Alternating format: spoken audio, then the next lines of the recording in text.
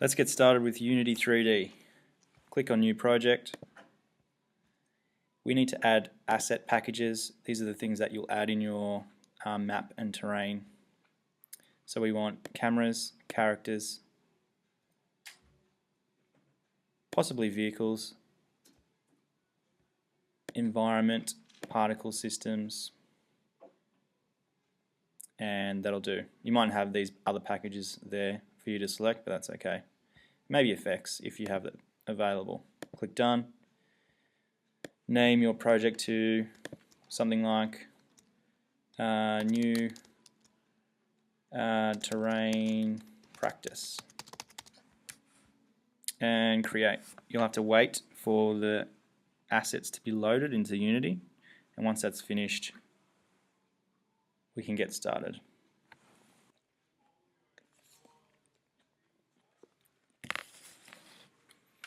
Once it's finished loading, your screen should look similar to this. If it doesn't, then the first thing you should do is understand how to change your layout.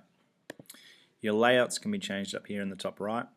2x3 means you can see the scene and game windows along with your hierarchy, project and inspector windows. 4 split is just a rearrangement of those windows. The one I like to use is wide, so that's the one I'll be using most of the time. The game window up here is a preview of the actual game once you push play. The scene view is where we will edit our scene. Hierarchy is where all our elements for our map or our game will be. Our assets or project window is where all the things that we imported at the start will be available to us for us to drag into our scene view. And the inspector window over here is the settings of each element or item I have. So as you can see, the main camera has different settings to a directional light object, and all these things you can modify and change as you go. So the first thing we need to do is we need to insert a game object, a 3D object, a terrain. That terrain is added. To focus on an object in our game, if we say that we are lost and we're over here somewhere, all we have to do is double click and it will zoom in on those objects or that object that you've double clicked on. So first thing we need to do with this terrain is we need to now edit it. I'm going to make it smaller, so I'm going to click over, first make sure it's selected in our hierarchy, come over to the inspector window, click on the last option cog or the terrain settings. I'm going to scroll down slightly and change the terrain width and length to 200. Make sure you push enter at once you've put that value in, and you can see that the terrain has now resized to 200 by 200. We can now scroll up and go to our first terrain raise and lower terrain tool, and we can start making hills on our terrain. But we also want to dig down and go the opposite way, and the way we do that is we hold shift, and that does the opposite of going up. But the problem is our terrain is at the very bottom of this virtual world, so there's no room to dig down anymore. So we're going to go to this second tool first, and that is the paint height tool, and we're going to change this height value. Sometimes in different versions of Unity you might have a slider like this, but in this one I'm using here, I've got this height input box, so I'm going to set it to 300. Usually, well, you can see here, if I scroll back to here, our terrain height is 600. So I want to go to the bottom, or not to the bottom, we are at the bottom. I want to go to the middle of 600, which is about 300. Well, it's exactly 300. So now if I zoom out, you'll see what I mean. If I click flatten, it's actually going to move this terrain up to 300 and will give us 300 negative and 300 positive to make hills, and also dig down 300. Click flatten. And you saw, if you didn't notice, this terrain moved up in space. So now we can go back to our terrain and now hold shift and it will also dig down as well as dig up. So there you go. Moving around and navigating also in Unity is easy. I'm just left clicking and using a combination of Option and Command keys on the Mac keyboard. So if I hold down Option, I bring up the eye, I can rotate. If I hold Option and Command, the hand comes up and I can scroll on the X and Y axis. If I want to zoom in or out, I just scroll wheel in or out. You can also use the keys. If I zoom in, you'll notice it a little bit better.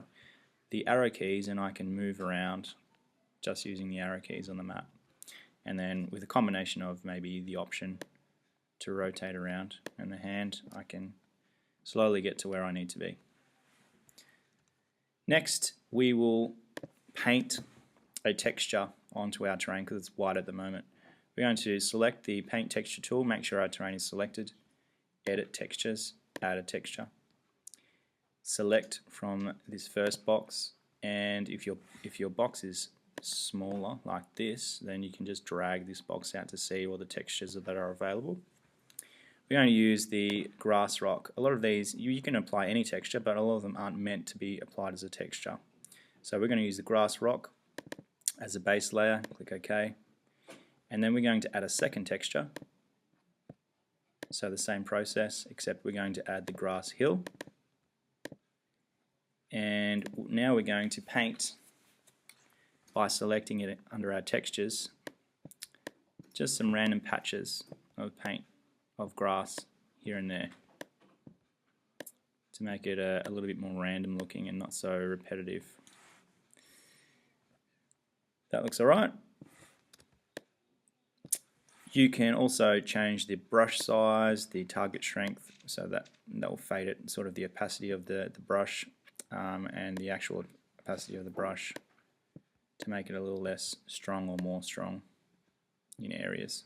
You can also use different brushes to make it a little bit more random. Next, we're going to place some trees.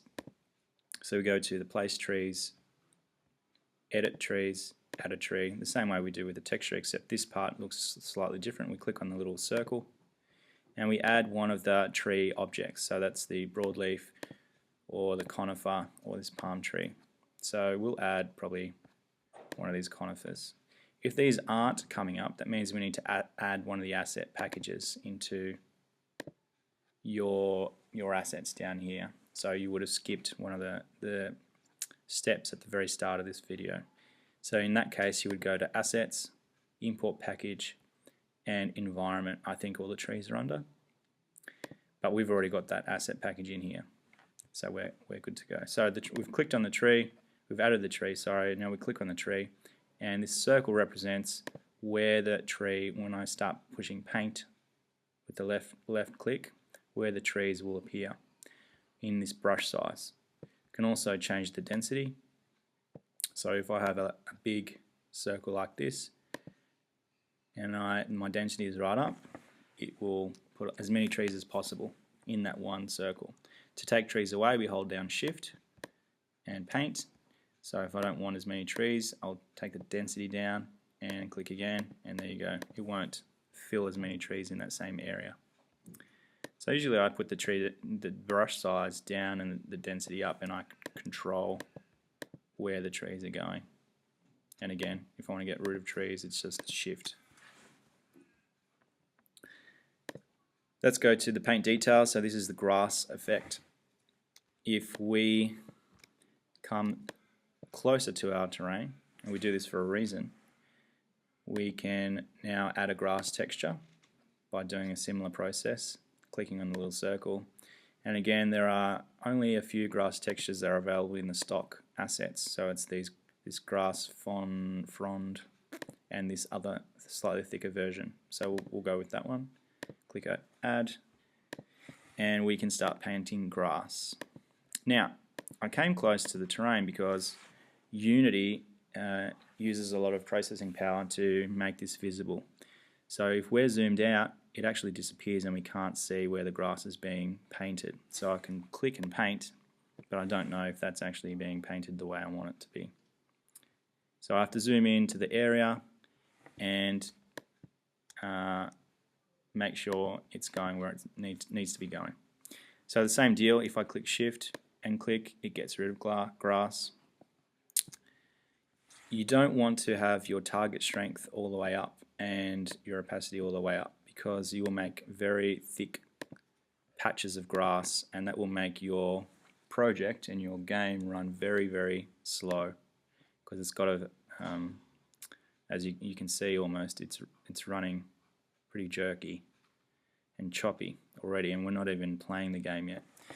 So when you're laying down grass, you need to lay it down with a target strength that is fairly low and opacity that's fairly low. The brush size can be large, but once you've put the grass down, then you should also go and shift click it to make it even thinner, and that will help your game run okay. Okay, the next thing we want to do, or one of the last things, basic things that we want to do, is add a character. So under your standard assets in here, we go characters, first person character, and under the free prefabs folder, here we have a rigid body and an FPS controller. All we need to do is drag this into here, and that will be our controller guy. If we look from, I'll just double click on him. If we look, those lines, those white lines are the camera and the way he will look, he will see. So usually we would also drag and move him just above the map by using this tool up here. Once we've got the FPS controller selected, drag him via the green arrow. Only don't drag him from the middle, because there are multiple components that you might mess up on him, including colliders and things that are out of the scope of this video. So if we need to move him, we drag him on those axis arrows only. Now if we push play, we can use WASD and the mouse to move around, just like a regular first person shooter. Shift runs, jump for spacebar. So there's your first terrain basic map. Add some trees, add some grass and some textures and mountains and valleys, and have a practice with that.